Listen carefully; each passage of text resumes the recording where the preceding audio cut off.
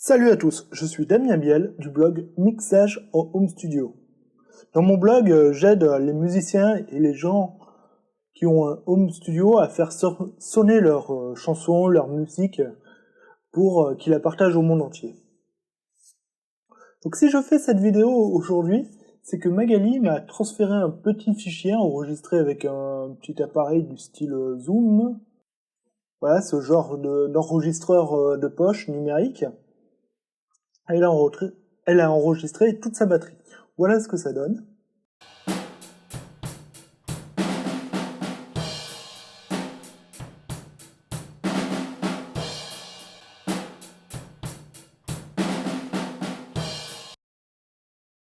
Donc sur ce type d'enregistrement, il y a deux gros défauts qu'on va avoir.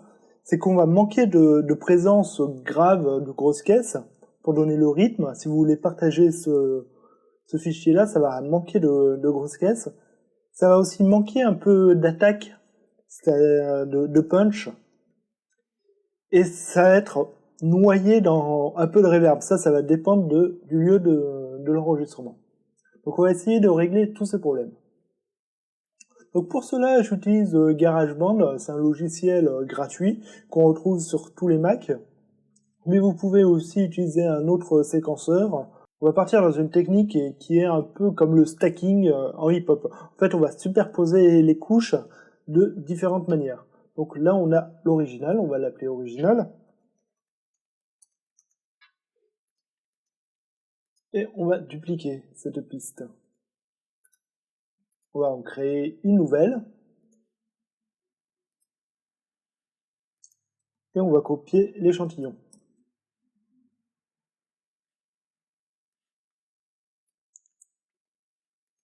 Donc, on va baisser les volumes.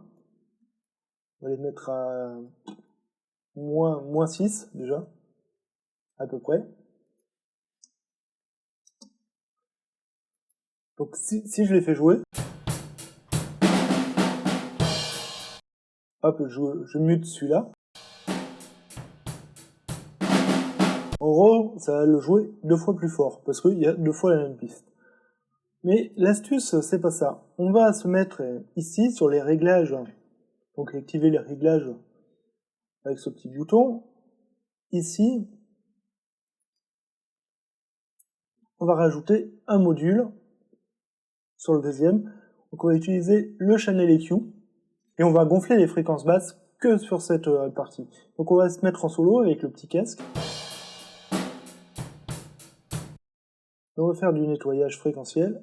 Hop, on active ça.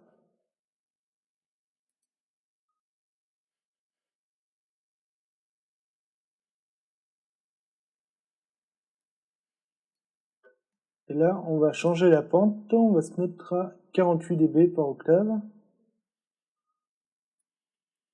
On va se mettre ici, un facteur Q élevé. Voilà, 0,7. On va utiliser le deuxième filtre en forme d'étagère, ou shelf. Donc le premier, c'est pour vraiment nettoyer le bas du spectre. Si on fait un analyseur, hop, on voit que la grosse caisse va taper dans les 50 Hz. Donc on va gonfler un peu cette partie.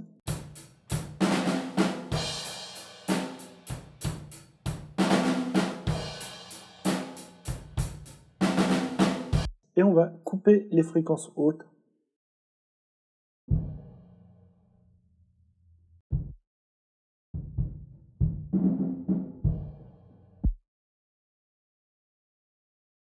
Et là, on va appeler fréquence grave.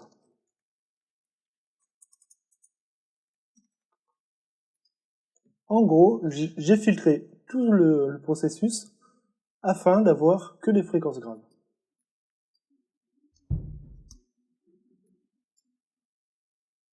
Hop, je vais mélanger avec l'original.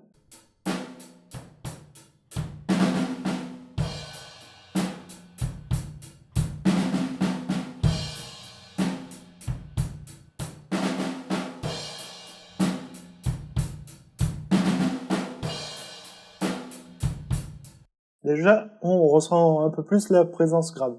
On va rajouter un petit compresseur. Donc le compresseur, en gros, si je fais un zoom, ici vous avez des sons un peu plus forts et des sons un peu plus faibles, ici. Et le compresseur, il va compresser la différence de niveau. Il va réduire la dynamique, c'est-à-dire il va réduire la différence entre les sons forts et les sons faibles. Donc il va écraser un peu les sons forts et remonter un peu les sons faibles. Donc on va le faire, on va le mettre juste après avoir filtré, et on va remonter un peu tout le grave de la grosse caisse. Donc on a un threshold, c'est-à-dire c'est le seuil à partir duquel il va se déclencher. Vous voyez, ici il se déclenche.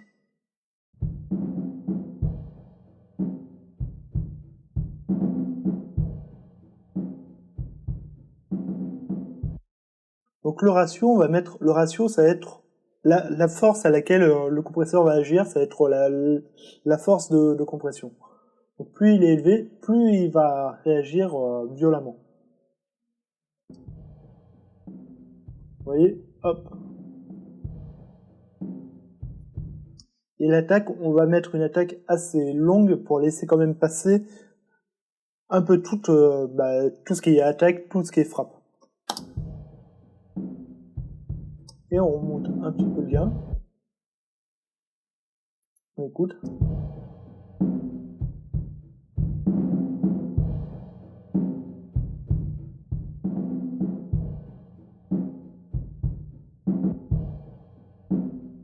Hop, avec l'original.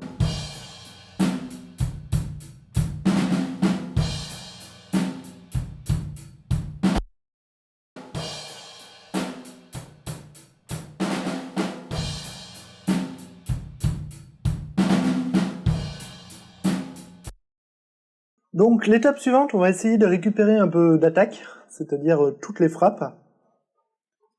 Donc on va faire pareil, une nouvelle piste audio. Créer. On va l'appeler attaque. Hop. On va mettre le curseur à 1. On va coller cette piste. Hop. On va désactiver ça, ça. On va la mettre en solo. On va désactiver. Baisser un peu le volume pour tout à l'heure. Donc là, ce qu'on va vouloir, on va éliminer toutes les fréquences graves.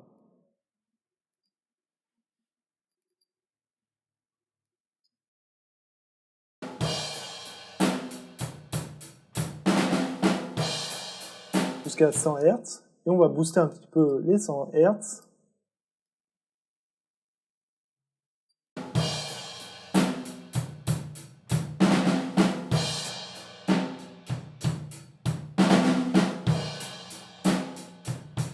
Faire un petit boost par ici, on va réduire le facteur Q. Le facteur Q, c'est l'électroprothèse. Plus on monte, plus ça va être serré, plus on descend, plus ça va être large. On va se mettre par ici vers 2 kg parce que tout ce qui est cymbales, etc., c'est par là que c'est intéressant.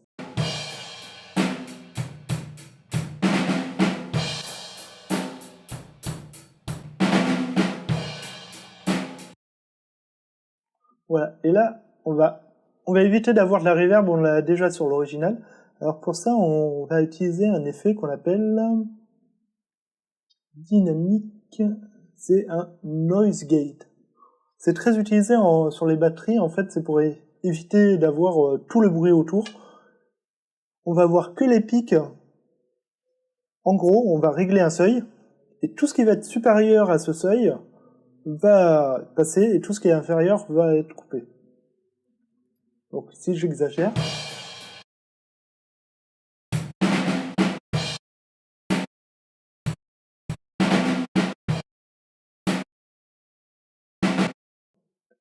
et en plus pour garder les attaques, on va garder un réglage vraiment extrême comme ça.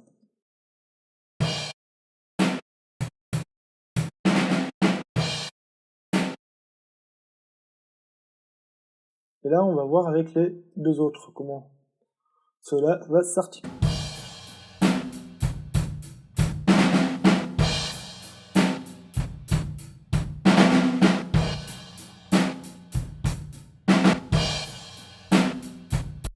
c'est un peu extrême comme réglage. On va le descendre un petit peu.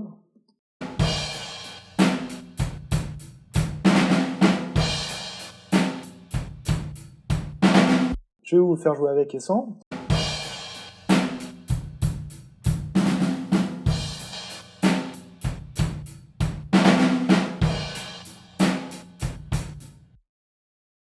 Donc voilà déjà comment on a bien amélioré les choses.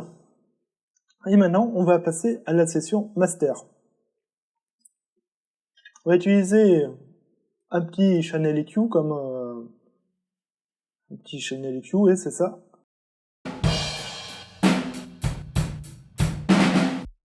On va filtrer ici.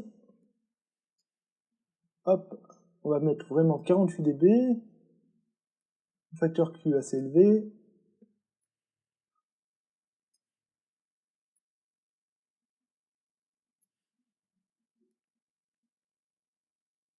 Voilà. Ça permet de nettoyer le bas, c'est vraiment pas mal.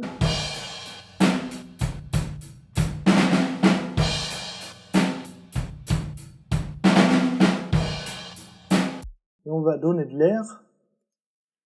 Donc là, je coupe les fréquences aiguës, et ce que j'appelle l'air, ça va être booster vraiment l'extrême entre 10 et 20 kg.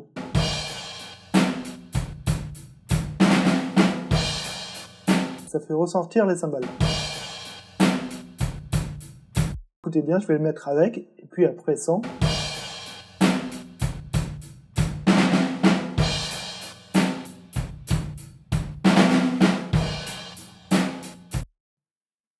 Donc c'est pas trop mal. On va mettre une légère compression, ça va permettre de lier le tout. Hop. On va prendre un preset, drums, FET, c'est la technologie, c'est des transistors à effet de champ, qu'on appelle FET en électronique. Live drum, c'est pas mal. Ou opto, on va plus prendre un kit opto, kit. En fait, c'est une autre technologie.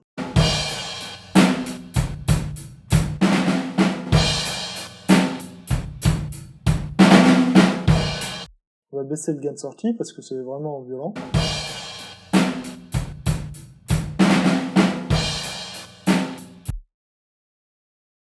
Hop, un petit coup d'exciter peut-être. L'exciter, en fait, ça va rajouter de la chaleur de l'harmonie, ça va rendre le tout un peu moins numérique.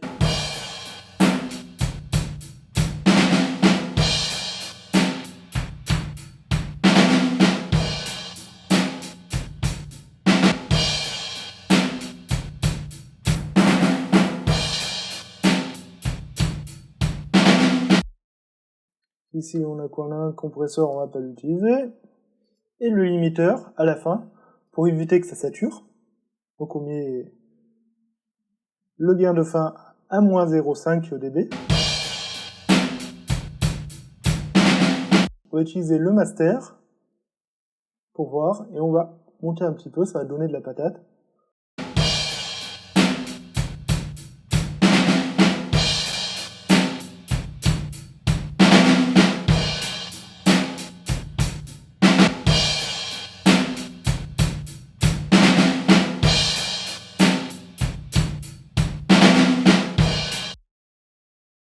Je vais tout vous refaire jouer du départ jusqu'à la fin. Hop. Donc l'original c'était ça.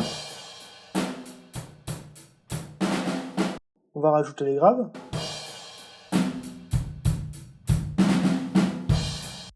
On va rajouter l'attaque. Et on va rajouter les effets sur le master.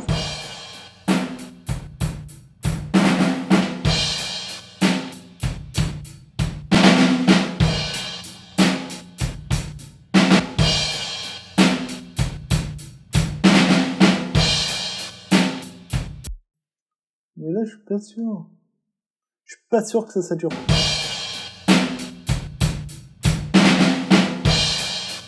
Donc voilà comment améliorer votre enregistrement audio d'une façon simple, efficace, en moins de 10 minutes par exemple. Vous n'avez pas beaucoup de moyens techniques, vous avez juste un zoom, une pièce pas trop mal, hop, vous enregistrez, et puis après ça le fait tout seul. Même sur d'autres parties rythmiques.